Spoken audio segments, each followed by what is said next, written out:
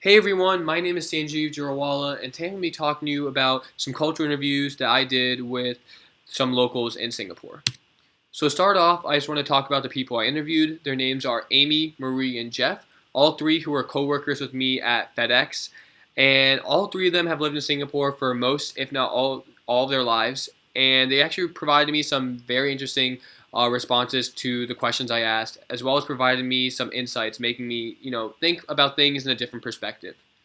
So to start off, the first question I decided to ask was how important is Singapore history and the traditions? How important are they with where Singapore is today? And they said that's a major reason for the current state of Singapore.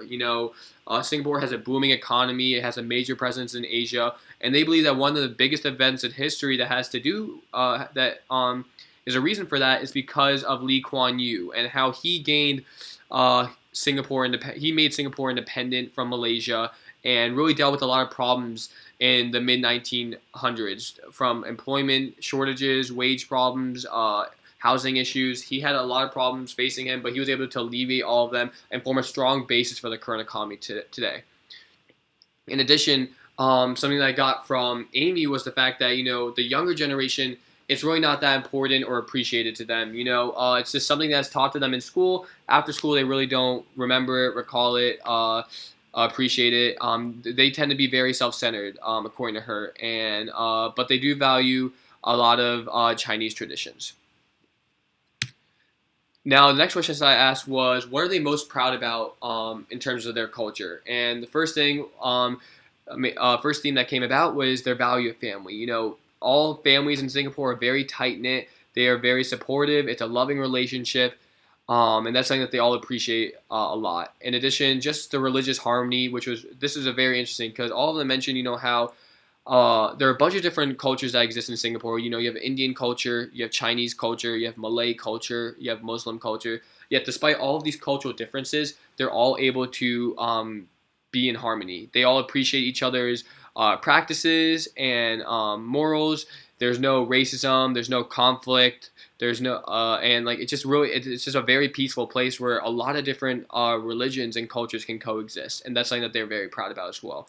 In addition, like I mentioned earlier, just the achievements since Singapore's independence in 1945, they're very proud of where Singapore has come from, the growth it has had up to this point, and the future going ahead. And lastly, they really love the security of Singapore. Just the fact that Singapore is very safe. You can go anywhere you want without having a fear about crime or violence, and that's something that they appreciate because that's just not something that that many other countries can say that they have. The next question I decided to ask was, what were their viewpoints on being in a tight culture? There's so many rules in place. Do they feel restricted? Or are there any rules that they wish could be changed? And what they said was, everyone has accepted the rules because they have grown up with them.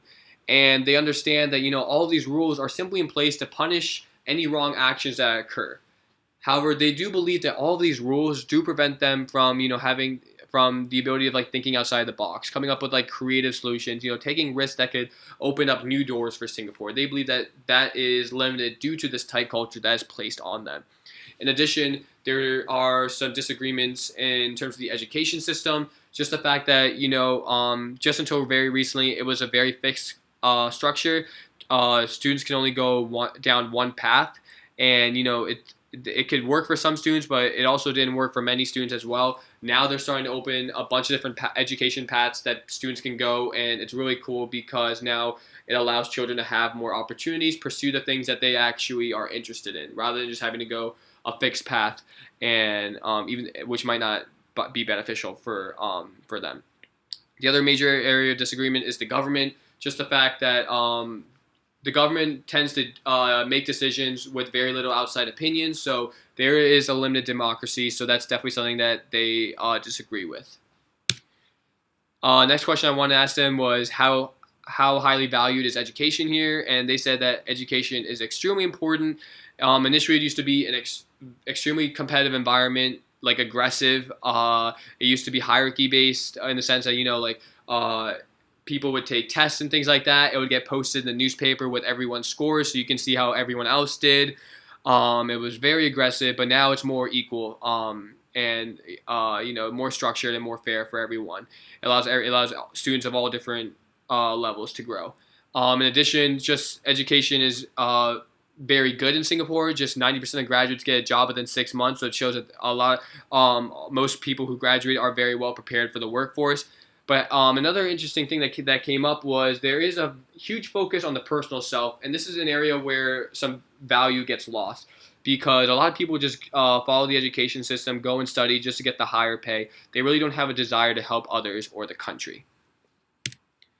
Next question I decided to ask was how large is the freedom of job choice, or do parents have like a huge influence in their children's lives? So, from an Asian standpoint, parents have a major influence. They are actually, it was said that parents used to dictate a children's life for the first 20 years, trying to lead them towards what they should be doing with their lives. And what these parents would do is push them towards very high level professional jobs such as doctors, lawyers, bankers.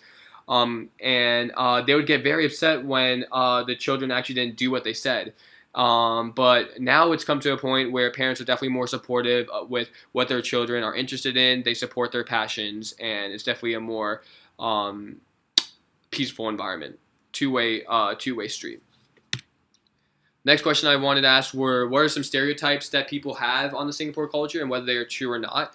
One major stereotype is that Singaporeans are conservative, and that's from an emotional standpoint. They don't really tend to show their emotions, and I was told that this is true and false. True in the sense that, in a work environment, people really don't show their emotions. They're very work-focused, results-driven. But however, outside of work, people definitely do care about each other. They're outgoing, and things like that. So they definitely have emotions outside of the work office. Another major stereotype is that everyone thinks that Singapore is perfect. However, this is actually false. Singapore has their own problems. They just aren't so vocal about it. This is from a government standpoint, from a Singapore development standpoint in terms of like future motives. It's just the reason that people think that Singapore is so perfect is that the country is just so small that there are no like major news that will reach the media and alert people about like the problems that Singapore is facing. So as a result, no one's really aware of like what's going on in Singapore. Next, I decided to ask about family and work relations. From a family standpoint, they said that family is very important. It's the number one value for many people.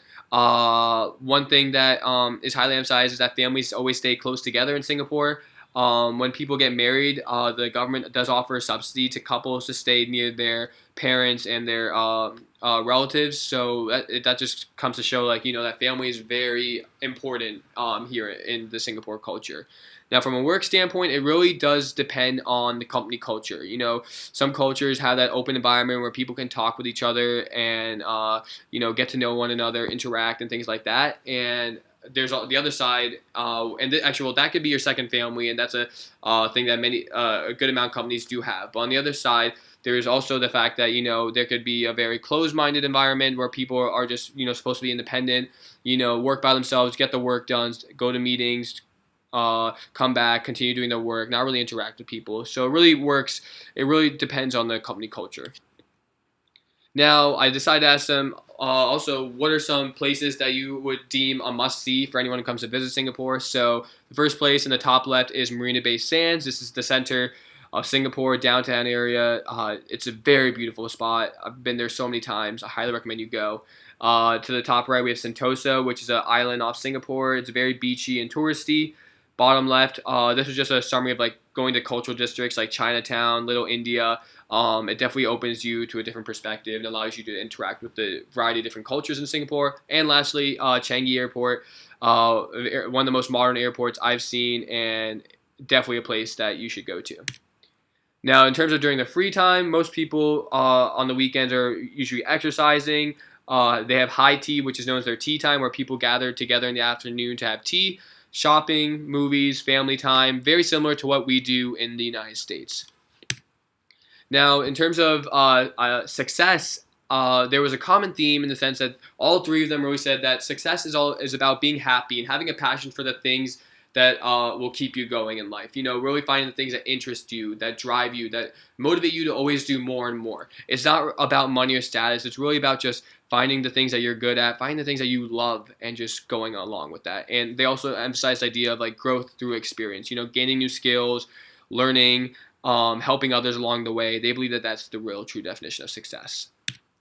And then lastly, in terms of the viewpoint on Americans, there's both a positive side and negative side. From a positive standpoint, it was said that, Americans are definitely optimistic, welcoming, generous people. They have a major emphasis on freedom, which is something that they appreciate a lot. And, they're extremely vocal, fight for their rights. And they definitely believe that America is a major driver for the global economy. Now, at the same time, in the negative standpoint, they thought that all Americans do think the same until they realize that there are different groups such as like Democrats, Republicans, and things like that. They also realized that like the United States is actually it's not perfect. There are some issues that they're facing, and it does create major conflicts internally. They mentioned they did bring up Trump and his policies some policies that they weren't a fan of. They also believe that Americans are judgmental. They saw USA as at a very stagnant point. They weren't really sure what the future was for our country, and I just in just looking at it, I definitely see both sides of the argument. I definitely see the positive things that they mentioned and the negative things, but overall, I think they really they liked they thought Americans are really cool people. They've had the Americans who've come to Singapore that they've interacted with. They valued their presence. And also just they usually would learn about these things I mentioned through news and reality TV shows. Yep, that's it. Thank you.